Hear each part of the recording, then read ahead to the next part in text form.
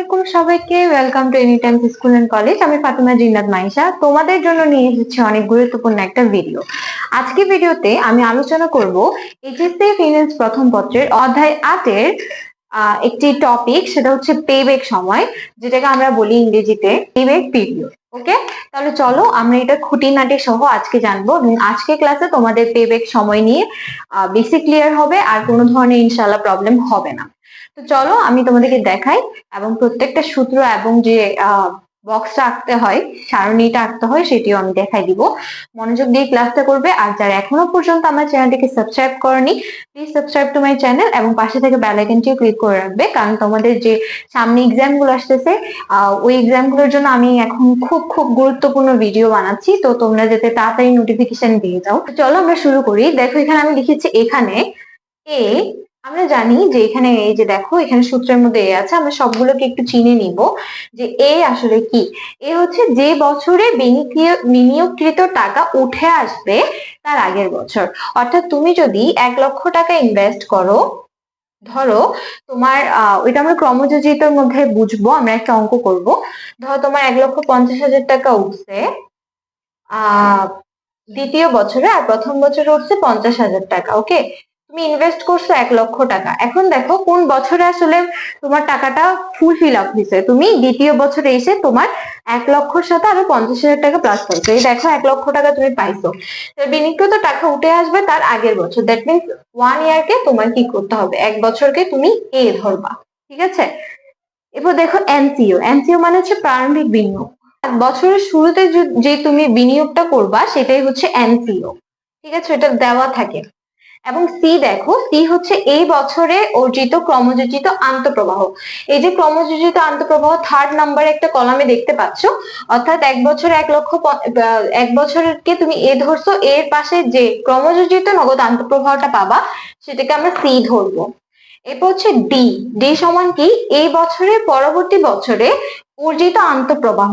দেখো এই বছর পরবর্তী বছরে আমরা 1 ধরছিলাম, এখন দেখো 2 এর ডি হচ্ছে যে 2 এর অর্জিত নগদ আন্তঃপ্রবাহ। অর্থাৎ এখানে যে কলামটা আসবে 2 এর ক্ষেত্রে সেটা আমরা একটা উদাহরণের মাধ্যমে বুঝবো। চলো আমরা সূত্র দেখে নিই। পিভিপি দুইটা সূত্র আছে। যখন দেখো নগদ প্রবাহ সমান হয়, অর্থাৎ তোমার কি হবে, এনসিও সমান হবে, অর্থাৎ প্রারম্ভিক বিনিয়োগ সমান হবে, তখন দেখো কি, পিভিপি সমান প্রাথমিক বিনিয়োগ ডিভাইডেড বাই বার্ষিক নগদ আন্তঃপ্রবাহ। অর্থাৎ তোমার যে প্রাথমিক বিনিয়োগ থাকবে এনসিও, সেটাকে তুমি বার্ষিক নগদ আন্তঃপ্রবাহ দিয়ে কি করবা, ভাগ করবা। এবার দেখো নগদ প্রবাহ যখন অসমান হয়, অর্থাৎ কখনো 50,000, কখনো 1,00,000, তখন তোমার কি হবে, পিভিপি সমান A plus NCO minus C divided by D, এই সূত্রটা অ্যাপ্লাই হবে। তো চলো এখন আই থিঙ্ক আমাদের বেসিক ক্লিয়ার হয়ে গেছে। এটা নিয়ে, এই দুইটা সূত্র নিয়ে আমরা দুইটা অঙ্ক দেখবো, অর্থাৎ উদাহরণের মাধ্যমে আমরা এখন বুঝে নিব। তো চলো শুরু করা যাক।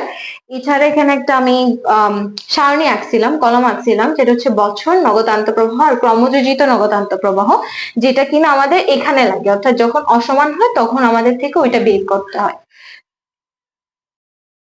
প্রথম সূত্রটাকে আমরা উদাহরণের মাধ্যমে সমাধান করার চেষ্টা করি। উদাহরণ একে আমাদেরকে বলা হয়েছে, মনে করো কোনো একটি প্রকল্পে 3,00,000 টাকা বিনিয়োগ প্রয়োজন।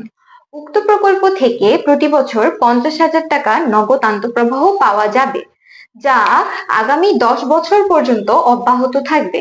এক্ষেত্রে উক্ত প্রকল্পের পিভিপি নির্ণয় করো। তো চলো আমরা প্রথম সূত্রটা জানি, যেহেতু এটা আমরা কিভাবে বুঝবো যে এই সূত্রটা আমাদেরকে অ্যাপ্লাই করতে হবে। দেখো এখানে যে প্রতি বছর নগদ আন্তঃপ্রবাহটা আসছে সেটা কিন্তু সমান আসছে, অর্থাৎ প্রত্যেকটা বছর 50,000 টাকা করে আসছে। তাহলে সমানের ক্ষেত্রে আমরা পেব্যাক পিরিয়ড সমান শিখেছি, প্রাথমিক বিনিয়োগকে আমরা বার্ষিক নগদ আন্তঃপ্রবাহ দ্বারা ভাগ করব। তাহলে চলো প্রাথমিক বিনিয়োগ দেখো এখানে কত, একটা প্রকল্পে 3,00,000 টাকা বিনিয়োগ প্রয়োজন। যেহেতু এটা 3,00,000 টাকা বিনিয়োগ করেছে বলছে এবং শুরুতেই, তাহলে সেটাই হচ্ছে প্রাথমিক বিনিয়োগ। এরপর দেখো বার্ষিক নগদ আন্তঃপ্রবাহ বলেছে প্রত্যেকটা বছর 50,000 টাকা করে আসে, তাহলে বার্ষিক নগদ আন্তঃপ্রবাহটা আমরা লিখবো 50,000 টাকা। তাহলে এখন আমরা ভাগ করব, 3,00,000 কে 50,000 টাকা যদি আমরা ভাগ করি আমাদের বের হয় 6। তো দেখো আমরা উত্তরটা পেয়ে গেছি 6 বছর। আশা করি তোমরা এটা বুঝতে পেরেছো, এখানে আর কোনো ধরনের ঝামেলা নেই। আজকে এই ক্লাসটা যদি তোমরা ভালোভাবে করো তাহলে ইনশাল্লাহ তোমাদের পেব্যাক সময় নিয়ে আর কোনো ধরনের সমস্যা হবে না। তো চলো এখন আমরা উদাহরণ 2 এর মাধ্যমে পেব্যাক পিরিয়ডের আমরা যে অসমানের সূত্রটা আছে সেটা নির্ণয় করব। তো চলো এখন আমরা অসমানের যে সূত্রটা আছে সেটা দিয়ে একটা উদাহরণ দেখি। তাহলে প্রশ্নটা আগে আমরা পড়বো যে রনি 1,00,000 টাকা দিয়ে একটা ফটোকপি মেশিন কিনলো। সে আশা করে উক্ত ফটোকপি মেশিন থেকে পরবর্তী 5 বছর পর্যন্ত নিম্নোক্ত ভাবে নগদ আন্তঃপ্রবাহ হবে এই সবগুলো। অর্থাৎ তোমার প্রশ্ন হচ্ছে এটাই এবং পেব্যাক পিরিয়ড নির্ণয় করতে বলেছে। তাহলে দেখো আমাদেরকে দেওয়া আছে বছরে 1 নগদ আন্তঃপ্রবাহ। ঠিক আছে, এখন আমরা যখন সমাধান করব তখন আমাদের আরেকটা ঘর বাড়বে। ঠিক আছে, আমরা যখন খাতায় করব তখন আমরা বছর, নগদ আন্তঃপ্রবাহ এবং ক্রমযোজিত নগদ আন্তঃপ্রবাহের একটা ঘর করব। তো চলো আমরা ক্রমযোজিত নগদ আন্তঃপ্রবাহের ঘরটা করি। ওকে, তো আমরা ঘরটা করে ফেলেছি। ওকে, ক্রমযোজিত নগদ আন্তঃপ্রবাহটা কি? অর্থাৎ ক্রমযোজিত মানে ক্রম অনুযায়ী আমরা যোগ করে করে নগদ আন্তঃপ্রবাহটা বসাবো। ফার্স্টে হচ্ছে 30,000 এবং 30,000-এর সাথে আমরা কি করব, উপরে ধরো শূন্য আছে তাহলে 30,000-ই বসে যাবে। দ্বিতীয় বছরে আমরা 30,000-এর সাথে 25,000 টাকা যোগ করে বসাবো। যোগ করলে হয় 55,000। এরপর আমরা দ্বিতীয় বছরের সাথে অর্থাৎ এই 55,000-এর সাথে আমরা কি করব, 35,000 টাকা যোগ করব। তারপর 90,000-এর সাথে আমরা 40,000 টাকা যোগ করব। 1,30,000-এর সাথে 30,000 যোগ করব। দেখো আমাদের কিন্তু সারণী তৈরি করা শেষ। এখন এই সারণী থেকে আমরা সূত্র কি করব, নির্ণয় করব, সূত্রের অঙ্কটা। এখন আমরা দেখি আমরা এটা কিভাবে নির্ণয় করব। আমরা এই সমান কি জানছি, অর্থাৎ বিনিয়োগ করব, যখন বিনিয়োগের টাকাটা উঠে আসবে তার আগের বছরটা আমরা এ ধরবো। তাহলে দেখো আমরা বিনিয়োগ করেছি কত টাকা, 1,00,000 টাকা। 1,00,000 টাকা এখানে কোথায় উঠে এসেছে, এক বছরে 30,000 টাকা আসছে, তাহলে হয়নি। দ্বিতীয় বছরে 55,000 টাকা আসছে, তাইলে মানে হয় নাই। তৃতীয় বছরে 90,000 টাকা, তাও 1,00,000 টাকা ফিল আপ হয়নি। চতুর্থ বছরে 1,30,000 টাকা, অর্থাৎ তোমার চতুর্থ বছরে 1,00,000 সাথে আরো 30,000 টাকা প্লাস হয়েছে। ঠিক আছে, দ্যাট মিনস তোমার এখানে 1,00,000 টাকা কি হয়েছে, ফিল আপ হয়েছে।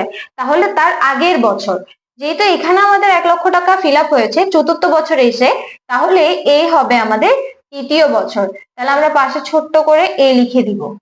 ওকে, এরপর আসো আমাদেরকে এনসিও সমান কি, 1,00,000 টাকা। আর সি সমান কি, যে বছরে টাকাটা উঠে আসছে তার আগের বছরে যে এটা আমরা নির্ণয় করছি এটার ক্রমযোজিত সংখ্যা, অর্থাৎ 90,000 টাকাটা হচ্ছে আমাদের কি, সি এর মান। এরপর ডি হচ্ছে আমাদের যে বছরের টাকাটা উঠে আসছে, অর্থাৎ চতুর্থ বছরের টাকাটা উঠে আসছে, ওই চতুর্থ বছরের নগদ আন্তঃপ্রবাহটা হচ্ছে আমাদের জন্য ডি। তোমাদের যদি তাও মনে না থাকে তাহলে তোমরা একটা কাজ করতে পারো, তোমরা এটার মান নির্ণয় করে দেন এটার পাশে সি লাগাই দিবা, এরপরে মাঝখানে ডি লাগাই দিবা, মানে এ সি ডি। ঠিক আছে, তাহলে এখন আমরা মানগুলো এখানে লিখবো। তাহলে দেখো আমরা ইনফরমেশন গুলো এখানে বসিয়ে দিয়েছি এবং সূত্রতেও এগুলোর মানগুলো বসিয়ে দিয়েছি। এখন আমরা করব ক্যালকুলেশন। চলো ক্যালকুলেশন করা যাক। তাহলে এনসিও মাইনাস সি, আগে আমরা 1,00,000 থেকে আমরা 90,000-কে বাদ দিব, আমাদের আছে 10,000 টাকা। ওইটাকে আমরা 40,000 টাকা দিয়ে ভাগ করব। আমাদের 0.25 আছে, যোগ 3 আমরা দিয়ে দিব 3.25, অর্থাৎ 3 বছর প্লাস সময়। আমরা উত্তর পেয়ে গেছি 3.25 বছর। তো আশা করি তোমাদের জন্য এই ক্লাসটি অনেক হেল্পফুল হবে। এর আগে আমি কিভাবে এক সারণী থেকে আসলে তৈরি করা লাগে সেটা গত ভিডিওতে আমি দেখিয়ে দিয়েছি। এই ভিডিওতে আজকে আমি আলোচনা করেছি পেব্যাক সময়। এই ভিডিওটা তোমরা যদি ভালোভাবে মনোযোগ দিয়ে দেখো এবং এগুলো তোমাদের খাতায় নোট করে রাখো, এই নোটের বাইরে আর কিছু বলা লাগবে না। তোমাদের জাস্ট পরীক্ষার আগে তোমরা জাস্ট নোটটা দেখে যাবে, আমার ক্লাসটিকেই নোট করে নিলে হবে। তোমাদের আশা করি আর কোনো ধরনের সমস্যা হবে না। এর পরের বার থেকে তোমরা পেব্যাক সময় খুবই স্মুথলি সলভ করতে পারবে। যদি ভিডিওটি ভালো লেগে থাকে অবশ্যই লাইক করতে ভুলবে না, এছাড়া কমেন্টে জানাবে তোমাদের কেমন লেগেছে। এছাড়া তোমাদের কোনো সমস্যা থাকলে সমস্যার কথা আমাকে কমেন্টে জানাতে ভুলবে না। বন্ধুদের সাথে শেয়ার করে দিবে, চ্যানেলটিকে সাবস্ক্রাইব করে পাশে থেকে বেল আইকনটি ক্লিক করে রাখো, যাতে যে কোনো সময় গুরুত্বপূর্ণ ভিডিও আপলোড হলে তোমাদের কাছে নোটিফিকেশন চলে যেতে পারে। তো দেখা হচ্ছে অন্য এক ভিডিওতে, ততদিন পর্যন্ত সুস্থ থাকো, ভালো থেকো, আল্লাহ হাফেজ, আসসালামু আলাইকুম সবাইকে।